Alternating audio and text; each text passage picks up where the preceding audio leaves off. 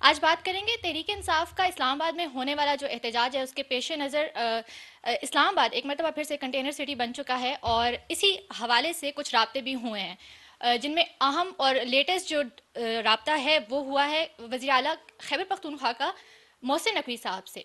उसमें क्या बातचीत हुई है, क्या चीज़ें ज़ेर बहस आई हैं, इन पे डिस्कशन करते हैं। अस्सलाम वालेकुम सर। वालेकुम सलाम, वेलकम बैक। आप आ गई। लोग पूछ रहे थे कि मैमूना सतार किधर है, दूसरी दूसरी एंकर किधर है, तो आप किधर थी कल? सर मेरा जिन दिनों में ऑफिस आना होता है उन दिनों में आने का दिल नहीं चाहता। आप छुट्टी वाले दिन बुलाएंगे तो मैंने क्या खाक आना है। अच्छा, तो तो इतना मुझे नहीं पता था कि ऑफिस इतना बुरा है और आपका बिल्कुल यहाँ पे दिल नहीं लग रहा। ऑफिस अच्छा है, बस ऐसे ही आपको पता तो है। छुट्टी वाले दिन काम करने का दिल नहीं किया। पूरी ऑब्वियस। कौम काम करती है और आप लोग जो हैं एंकर्स और एंकरनियाँ, वो चाहते छुट्टी भी बनाएं। और चलें, ठीक है, आप आ गई वापस, welcome back. Thank you sir. और आपने जो सवाल पूछा है, ये सवाल बड़ा अहम है इस सेंस में कि थोड़ा सा मैं आपको ये बता दूं कि वज़ीर आला खैबर पख्तूनख्वा जो अली मीन गंडापुर साहब हैं, उनको कॉल किया है मोहसिन नकवी ने, वज़ीर दाखिला ने।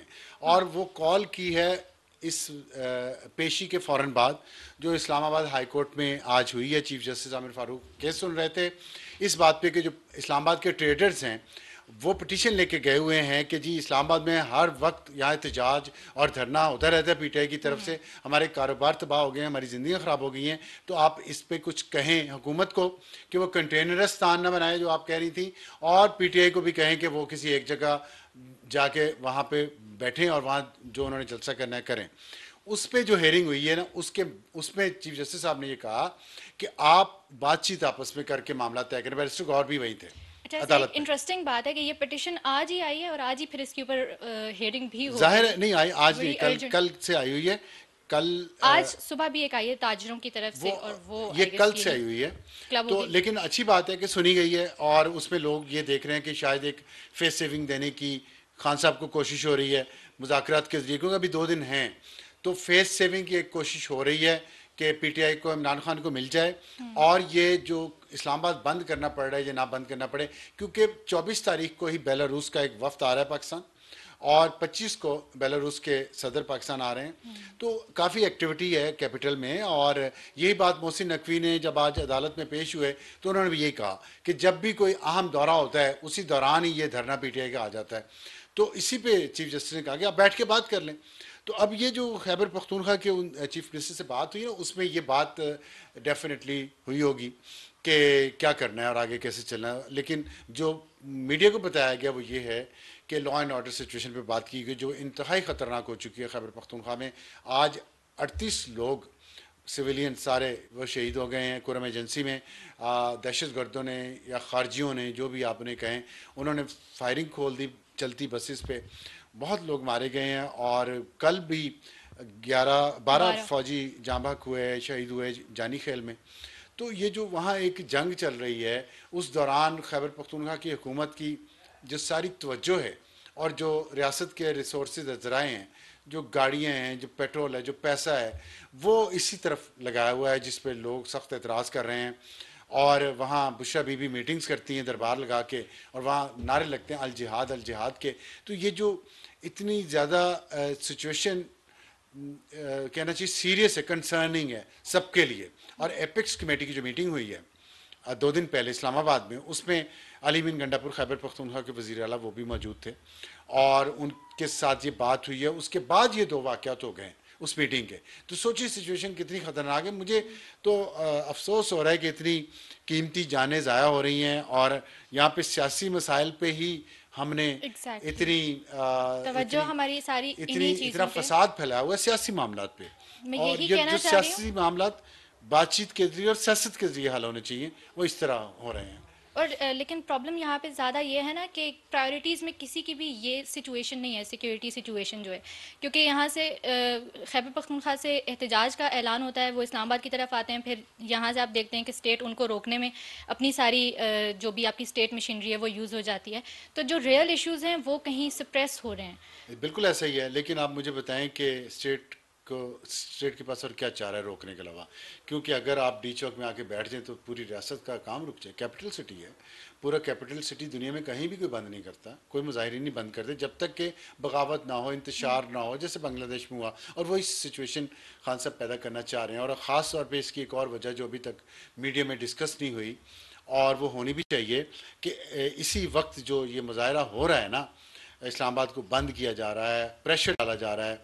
देखिए, एक बहुत हाई लेवल बरतानवी वफ्द इस्लामाबाद में पहुंचा हुआ है इस वक्त, और उस बरतानवी वफ्द की क़यादत जो है वो हमीश फाकनर कर रहे हैं, जो डिप्टी वज़ीर ख़ारजा हैं बरतानिया के अफ़गानिस्तान और पाकिस्तान के लिए। अच्छा। और ये जो यहाँ पे आए हैं वो उस वक्त के साथ, उसमें उनके एजेंडे पे जो सबसे अहम चीज़ है वो इमरान खान की रिहाई है। और वो पाकिस्तान की हुकूमत पे लॉबिंग कर रहे हैं। सिर्फ हुकूमत के साथ ही, आज स्पीकर कौमी असम्बली के साथ भी उनकी मीटिंग हुई है, और भी उनकी बहुत अहम मुलाकातें हो रही हैं जो मीडिया में भी नहीं आएंगी। और ये सारा काम शुरू हुआ है उस कॉमनवेल्थ कॉन्फ्रेंस से जो सेमुआ ऑस्ट्रेलिया के पास एक जजीरा है, और इस महीने के शुरू में, ये अक्टूबर के आखिर में वहाँ थी कॉमनवेल्थ की कॉन्फ्रेंस। उसमें इसहाक डार जो डिप्टी प्राइम मिनिस्टर पाकिस्तान के और वज़ीर ख़ारजा भी, वो शिरकत करने गए थे, अगर आपको याद हो। उस वक्त शहबाज शरीफ इधर ही थे शायद। वहाँ से आप कह रहे हैं ये सारा प्रोसेस शुरू हुआ? तो शुरू तो पिछले साल नहीं, शुरू तो 6-8 महीने से हुआ है। जब पिछले प्राइम मिनिस्टर थे ना बरतानिया के, ऋषि सुनक, उनके जो वज़ीर ख़ारजा डेविड कैमरॉन हैं, वो पाकिस्तान आने का उनका विज़िट का प्लान था, लेकिन वो फिर डिले हो गया, पाकिस्तान ने इनकार किया, फिर डिले हो गया, फिर उनकी हुकूमत चली गई, इलेक्शंस हो गए, तो नए वज़ीर ख़ारजा आए, केयर स्टामर की हुकूमत बनी, वो वज़ीर आज़म है, उनको इमरान खान ने ख़त लिखा। और उसके बाद ये सारी फिर वहाँ MPs ने वहाँ पे एक करारदाद भी पास की, और फिर लेटर भी आया, फिर US कांग्रेस से भी। तो ये सारी जो इंटरनेशनल लॉबिंग चल रही है, और ये इसके पीछे ये मकसद है। तो उसमें जो डेविड लामी थे वज़ीर ख़ारजा बरतानिया के, वो सेमुआ में इसहाक डार से मिले, और उन्होंने दबाव डाला इसहाक डार पे कि आप इमरान खान को रिहा करें। और उसकी वजह यह है, बरतानिया का इतनी दिलचस्पी इसमें यह है, पहले ऋषि सुनक की हुकूमत, वो और सियासी जमात थी, ये जो है ये स्टेट कामर, ये और सियासी जमात है, लेकिन दोनों की दिलचस्पी इमरान खान की रिहाई में है। उसकी वजह यह है कि देखें, बरतानिया में गोल्ड स्मिथ फैमिली जो है, और उसमें जमामा गोल्ड स्मिथ जो हैं, उनका बहुत अहम रोल है इस सारी लॉबिंग में, जो बरतानिया के ज़रिए वो कोशिश कर रहे हैं। और अभी मैंने आपको बताया, जब डोनाल्ड ट्रंप आएगा तो उस वक्त क्या होता है, ये एक अलग कहानी है। इसका जिक्र आपने बहुत पहले भी किया था, आई रिमेंबर हमारी पॉडकास्ट में आपने ये बताया था कि किस तरीके से गोल्डस्मिथ फैमिली अपना वहाँ पे जो उनका वो देखिए, को इस्तेमाल करेंगे। वो मीडिया की हम उस वक्त बात कर रहे थे, मीडिया की, क्योंकि बहुत सारे आर्टिकल्स आ रहे थे, और फिर जो वहाँ के ब्रिटिश पार्लियामेंट के लोग हैं वो भी इसमें उन्होंने भी अपना हिस्सा डाला। तो अब ये हुकूमती सतह पे ये बात हो रही है, और हुकूमती लेवल पे ये प्रेशर आ रहा है, जिसको पाकिस्तान महसूस भी कर रहा है इस प्रेशर को। ऐसा नहीं कि ये प्रेशर महसूस नहीं हो रहा। अच्छा। और देखें, बात ये कि मुज़ाकरात या डील या जो कुछ भी ये मुलाकातें हो रही हैं, और ये इसे गैर मुल्की मुदाखलत कह लें, आप कुछ भी कह लें, इसमें हमारा जो इंटरनल डोमेस्टिक फैक्टर बहुत अहम है। अगर बहुत सारे लोग सड़कों पे आते हैं, जिसकी इस वक्त उम्मीद नहीं है PTI की लीडरशिप को, और ख़ान साहब ये चाह रहे हैं कि लाजमी ये 24 नवंबर का जो एहतजाज है वो हो, और उनकी बहनें भी ये चाहती हैं। अब उसमें बुशरा बीबी जो कोशिश कर रही हैं खैबर पख्तूनख्वा में बैठ के, क्योंकि पंजाब की लीडरशिप बिल्कुल फारिग है, वो तो नहीं लोगों को निकाल पा रही। खैबर पख्तूनख्वा में भी वर्कर्स बहुत मायूस हैं, और इस वक्त जितनी वहाँ पे गवर्नेंस का बुरा हाल है, और जिस तरह सरकारी चीज़ें, सरकारी ज़राए इस्तेमाल किए जा रहे हैं, वहाँ स्कूल कॉलेज यूनिवर्सिटीज़ बंद किए जा रहे हैं, पैसे नहीं हैं। आज भी सुप्रीम कोर्ट में एक केस चल रहा था, वहाँ खैबर पख्तूनख्वा के स्कूलों के बारे में जो मुकम्मल ही नहीं हो रहे, फंडिंग नहीं है, तो फंडिंग किधर जा रही है मुजाहिरों में। तो ये जो इंटरनेशनल डिप्लोमेसी है ना, ये बहुत अहम काम करेगी, और खान साहब को पता है, इसलिए आज उन्होंने जो बात की है, उन्हें ये पता है कि इस्टेब्लिशमेंट खान साहब को सज़ा, जब तक उनके केसेस का फैसला नहीं होता, ख़ास तौर पे 190 मिलियन पाउंड का, इस्टेब्लिशमेंट तमाम प्रेशर को फेस बर्दाश्त करेगी। और अली बिन गंडापुर की इस्टेब्लिशमेंट से राब्ते हैं। ये मुज़ाकरा जो पिछले 2 दिनों में हो रहे हैं ना, जिस पर खान साहब ने कहा कि किनसे हो रहे हैं मेरी राब्ते? डिमांड इन्होंने पूरी नहीं की। डिमांड था कि मेरी रिहाई और लोगों की रिहाई जिन पे केसेस हैं। तो अपनी रिहाई की बात तो उन्होंने कर ली ना पहली डिमांड। उन्होंने कहा जी पहली डिमांड सिर्फ मान लें, तो बाकी डिमांड्स जो मैंडेट चोरी हुआ है 26वीं तरमीम वो बाद में चली गई थी। उन्होंने कहा सिर्फ ये मान लें तो हम मुजाहरे का ऐलान नहीं करते, लेकिन वो नहीं मानी गई। और इसमें मुझे याद है गार्डियन की वो खबर जो कुछ दिन पहले लगी थी, जिसमें उन्होंने कहा था इस्टेब्लिशमेंट बात करने पे तैयार नहीं है खान नहीं साहब है। से। किस बात पे बात करने के लिए थे? देखें, अल्टीमेटली काम जो होना है ना, मामला बातचीत से तय होने हैं। ये इस्टेब्लिशमेंट को भी पता है, इमरान खान को भी पता है। मसला ये है कि दोनों एक वक्त का इंतजार कर रहे हैं। खान साहब को जल्दी है, इस्टेब्लिशमेंट चाहती है इसको डिले करे। और वो 190 मिलियन पाउंड का केस है, जो उसका फैसला जब होगा, अगर खान साहब को सजा होती है तो इस्टेब्लिशमेंट के हाथ मजबूत हो जाएंगे मुज़ाकरात के लिए। अगर खान साहब रिहा होते हैं तो उनके हाथ मजबूत हो जाएंगे, अगर उन वो केस में बरी हो जाते हैं तो। इसलिए वो, और लेकिन वो केस है बहुत स्ट्रांग, और उसमें अगर खान साहब को सजा हो गई तो इनकी जो इंटरनेशनल बैकिंग है, ये जो मैंने अभी बताया कि बरतानिया का वफ्द आगे यहाँ बैठा हुआ है और मुख्तलिफ सियासी लीडरों से भी मुलाकात कर रहे हैं और लोगों से भी मुलाकात कर रहे हैं इसी काम पे, उनको ये मसला फिर उन पे उनको प्रेशर डालने के लिए एक जो बहाना है वो कम हो जाएगा। इंटरनेशनल मीडिया भी उस तरह, क्योंकि ये बरतानिया का केस है, वहीं से शुरू हुआ और बरतानिया की नेशनल क्राइम एजेंसी इसमें इन्वॉल्व है। उन्होंने वो पैसा पकड़ा मलिक रियाज का, उन्होंने हुकूमत पाकिस्तान से रब्ता किया, उन्होंने दिया और वो चला गया मलिक रियाज के अकाउंट में और वो सेटल हो गया, उनको जुर्माना है। तो ये केस जो है ना, ये बहुत अहम है, इसके गिर्द सारी चीज़ें घूमनी है। और ये जो उन्होंने कहा कि मुझे वाजे हो गया कि हुकूमत मुझे इंगेज करके मामले को तूल देना चाहती है, आज उन्होंने मीडिया से जो बात की इमरान खान साहब ने, और तो ये वाजे तो उन्हें पहले भी हो गया था, जब वो 4 अक्टूबर के जलसे की तारीख शायद उन्होंने मुलतवी की थी कि मुज़ाकरात शुरू हो रहे हैं। तो मैं समझता हूँ 4 अक्टूबर को शायद हुआ था, उससे पहले संजानी वाला संजानी डिले वाला, किया गया था। जी वो 4 अक्टूबर ही था ना, 4 4 अक्टूबर। अक्टूबर को हुआ था, उससे पहले हाँ वाला हुआ था। हाँ, वो आई उन्होंने थिंक। उसका रेफरेंस दिया खान साहब ने आज अपनी गुफ्तगू में। तो उस वक्त ही इस्टेब्लिशमेंट ने डिले करवा लिया ना, तो खान साहब अब भी चाह रहे हैं कि मैं डिले करूं लेकिन कोई शर्त मेरी मानी जाए।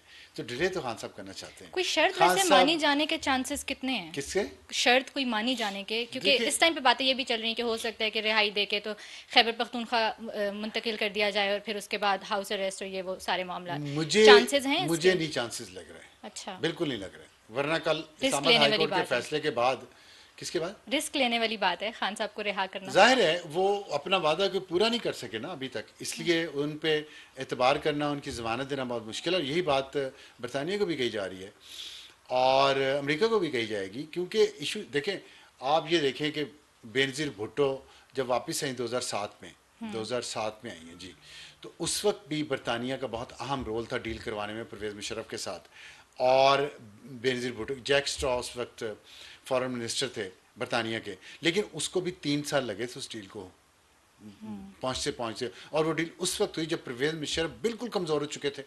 उनके खिलाफ वकला तहरीक चल रही थी, उनके खिलाफ लाल मस्जिद में उन्होंने जो जुल्म किया था वो केस चल रहा था, यहाँ पे उनके खिलाफ नफरत की इंतहा थी, वो कमज़ोर हो चुके थे। उस वक्त डील करके परवेज़ मुशर्रफ की छुट्टी करवाई गई बरतानिया ने और अमेरिका ने मिलकर। इस वक्त ऐसी कोई सिचुएशन नहीं है, इस वक्त कोई 10 साल से नहीं बैठा हुआ इक़्तिदार में जिसको अमेरिका या बरतानिया हाथ उठा लें। तो पब्लिक के अंदर मेरी बात आपकी मुकम्मल करूँ, श्योर तो आप रुक गए तो मुझे वो लगा। जो है ना, वो सिचुएशन अभी आई नहीं है, इसीलिए टाइम बाय किया जा रहा है कि ये फैसला आ जाए 190 मिलियन पाउंड का, तो सिचुएशन ज़्यादा बेहतर हो सकती है। लेकिन खान साहब मुसलसल मुज़ाकरात करना चाहते हैं, मुफाहमत करना चाहते हैं, जो अच्छी बात है, मैं इसकी मुखालफत नहीं करता। देखिए, डील वो करना चाहते हैं, मैं डील की भी मुखालफत नहीं करता। उसका सबूत यही है जो आज उन्होंने कहा है कि आज उन्हें एहसास हो रहा है कि शायद उन्हें फिर टाइम उनसे बाय किया जा रहा है मुज़ाकरात के बहाने। सीरियस नहीं है इस्टेब्लिशमेंट मुज़ाकरात पे, जिस तरह के अक्टूबर में किया गया था उनके साथ। तो 2 दफ़ा तो उनके साथ ये अगर हाथ हो चुका है तो इसका मतलब वो हर दफ़ा ट्रस्ट भी विलिंग नहीं कर है, रहे। वो हर दफ़ा विलिंग हैं, नहीं विलिंगनेस शो करते हैं। और कोई इसीलिए अली और बिन कोई गंडापुर चॉइस को, भी तो नहीं है। अली बिन गंडापुर को और बैरिस्टर गौहर को उन्होंने इजाज़त दी। आज उन्होंने कहा है, खान साहब ने खुद माना है कि हाँ मैंने बैरिस्टर गौहर और अली मीन गंडापुर को इजाजत दी कि आप एस्टेब्लिशमेंट से मुज़ाकरात करें, तो जो पहले धोखा हुआ था तो अब फिर आके क्यों दोबारा उन्होंने इजाजत दी? इसीलिए ना ट्रस्ट डेफिसिट दोनों साइडों पे है, लेकिन दोनों के पास ही और कोई चॉइस नहीं है ना। आफ्टर ऑल आपने करनी तो एक दूसरे से इस बातचीत ही वक्त है। इस्टेब्लिशमेंट का पल्ला भारी है, खान साहब का नहीं, क्योंकि लोग तैयार नहीं है पब्लिक बाहर से निकलने। अच्छा। अब आप बताएं।